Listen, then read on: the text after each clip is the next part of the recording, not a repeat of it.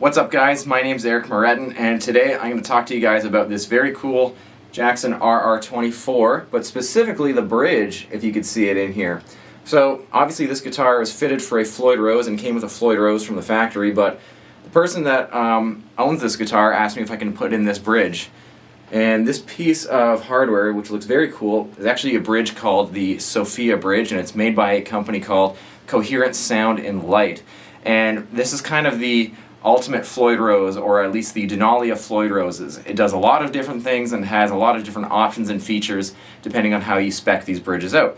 So I'm going to talk to you guys about this bridge and my own thoughts and opinions working with the bridge and actually playing the bridge as, you know, installed in this guitar.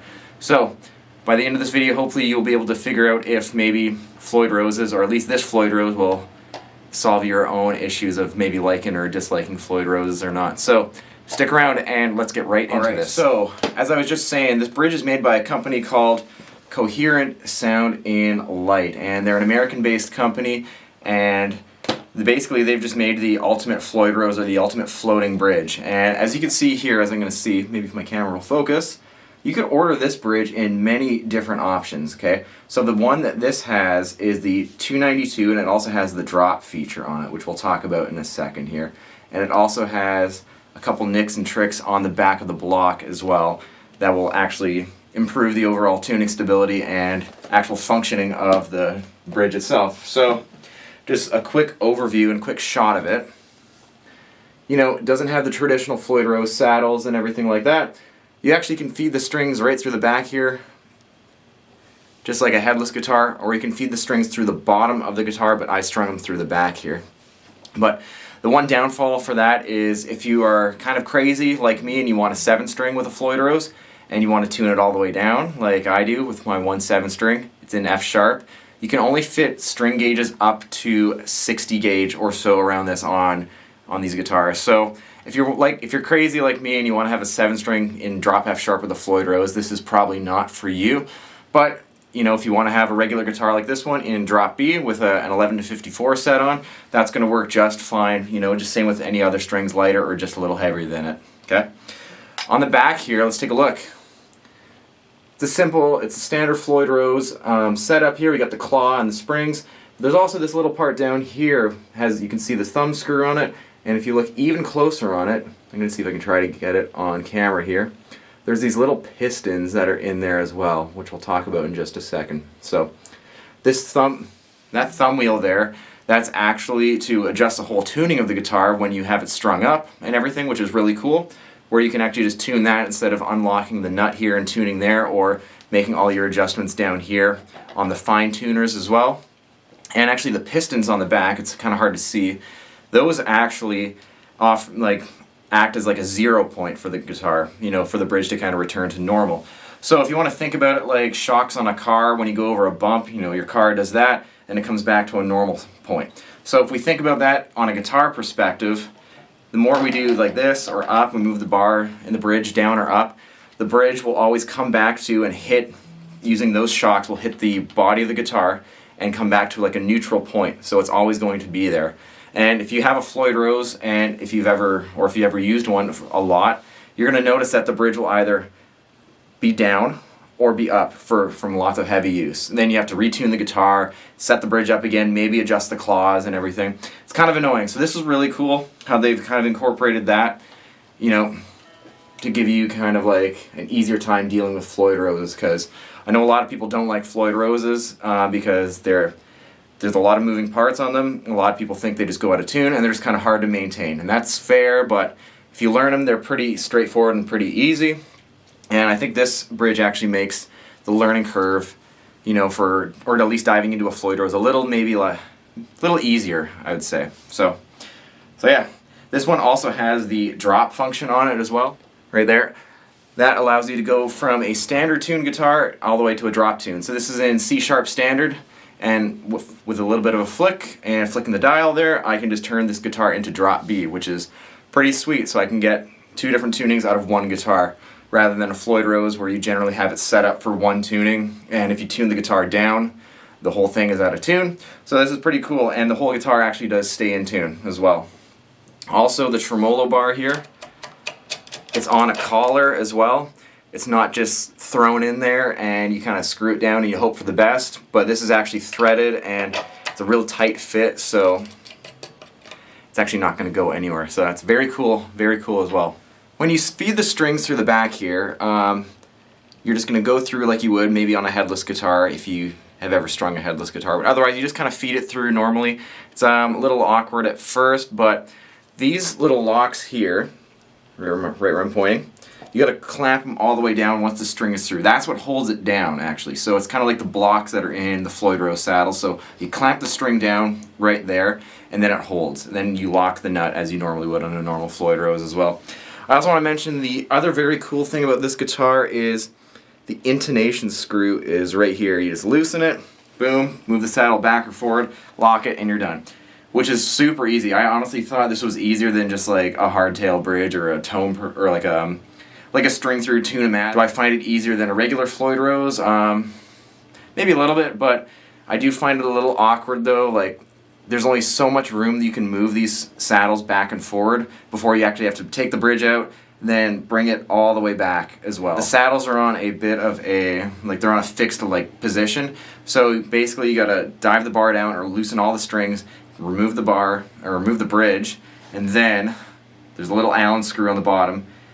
Unscrew it, move the saddle back even further like, to reposition it, then you can move it back again. So I found that a little annoying when trying to intonate this guitar. I mean, unless I'm doing it wrong, but that's what the company has told me to do. And I do need to mention though, their customer service, when I hit them up on Instagram just for a couple just a couple questions about the bridge to make sure I was installing it right, super awesome, super great.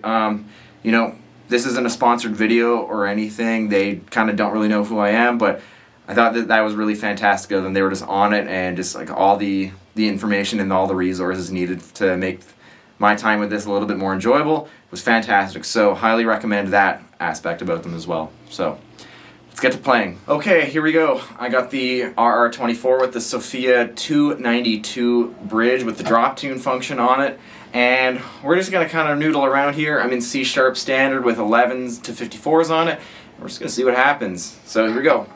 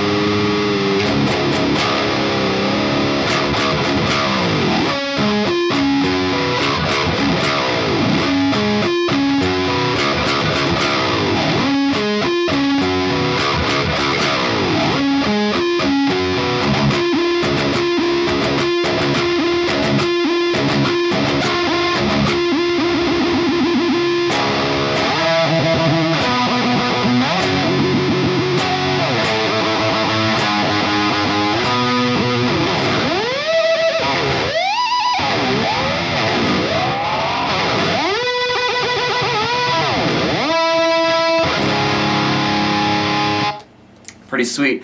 This feels really good as well too. Like, even though it has 3 springs in the back, kind of all pointing to the front there or the middle, feels good. You know, it's not too firm, not too stiff or anything. I mean, I've played some Floyd Roses in the past where the spring function and like just how the claws are set up and everything really affects like the overall feel. But this feels really good right out of the box, just with like 3 springs on it in C sharp standard.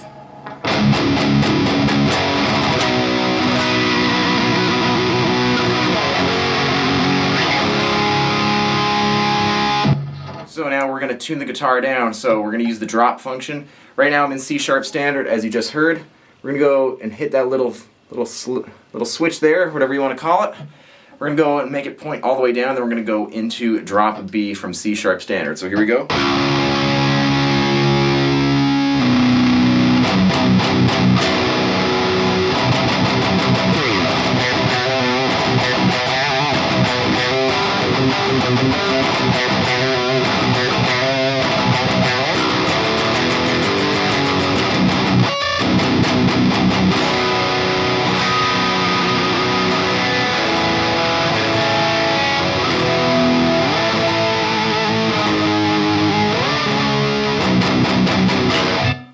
sounds pretty good, and it's in tune, which is really good. So that'll probably save you a lot of time, like especially if you want to use this in an actual live setting, where you can just flick a switch or flick this mechanical function, and the whole thing will drop down a whole tone, will give you from drop B or like drop tuning to standard and vice versa, which is super awesome, you know. So I really like that about it too. And it holds, which is super great.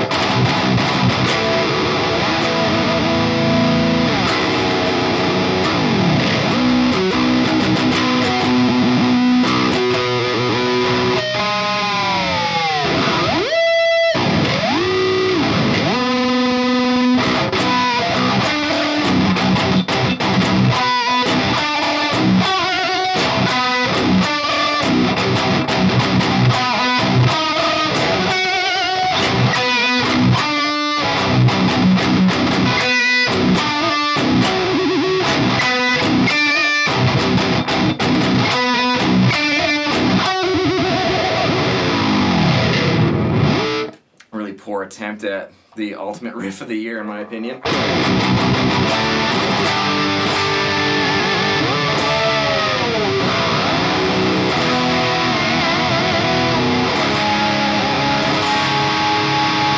Alright, so that was kind of like a quick demo of the Sophia 292 bridge from Coherent Light in Sound. And you know, final thoughts and opinions on this. I think this is a really great piece of guitar hardware and technology and advances in the actual guitar industry as well, especially for Floyd Roses, because it seemed like the last real breakthrough for that was when the Floyd Rose came out, and you know, in the 1980s, and it seems like the only other crazy advance we have on the guitar bridge has been the Evertune since then, which has like been 30 or maybe almost 30 years past when the Floyd Rose came out. So this is a really great product as well. It feels great. You know, I think a lot of the features are really cool. They can be intimidating for sure, you know, especially when you have a thumb wheel like this and like a giant brass block, and titanium as well.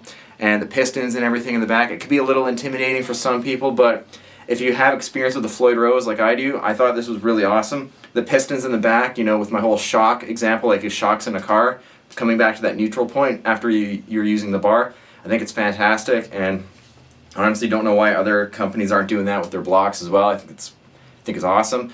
Yeah, my only real pain, you know, is just the intonating part of it. I thought that was a little bit of a pain, you know, but maybe these strings need to be bumped up so they can intonate a little easier, so I don't have to take the bridge off the guitar again and then move the saddles back even further, like through the underside, you know. So maybe that, but maybe we can fix that issue by putting a little bit of heavier strings on it for the tuning if you're tuning it a little lower. Feeding the strings through the back here. If you've ever used like a string through body and you're trying to string it through, you know it can be annoying. It's kind of annoying as well, but you know, is what it is. You know, nothing's perfect in life. You know, it's the same thing as trying to string up a Floyd Rose and trying to deal with that maybe for the first time. You know, so it's a give and take for sure. But obviously, I think this is kind of the next best, you know, Floyd Rose that's kind of out there in my opinion. I'd love to get my hands on a multi-scale Floyd Rose or a multi-scale Sophia tremolo, sorry about that, and because they do offer that, and I think that'd be really cool because the only real brand that does that is not really a floating trem, if you guys know that one. So yeah, I wouldn't mind trying that one out, and otherwise I wouldn't mind trying maybe a couple more of these in some of my guitars just to see how they fare up in some of the other ones that maybe could use a new bridge on them.